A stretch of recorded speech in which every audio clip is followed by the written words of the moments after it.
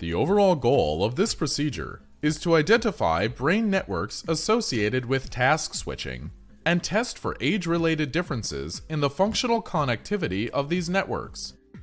This is accomplished by first collecting fMRI data from children and adults while completing the dimensional change card sort task.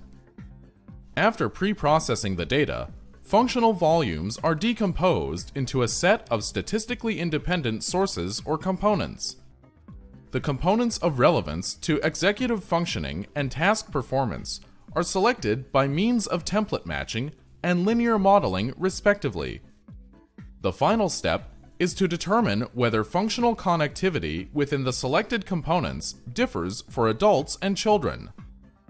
Ultimately, ICA-based fMRI analyses can be used to identify networks associated with task switching and test for age-related differences in the functional organization of these networks.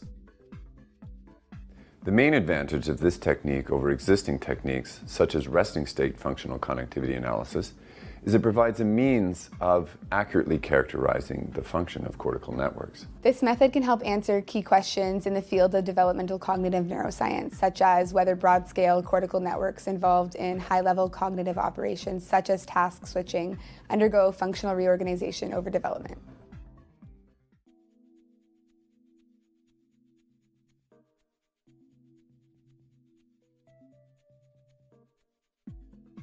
To begin, acquire fMRI data following procedures suitable for young children.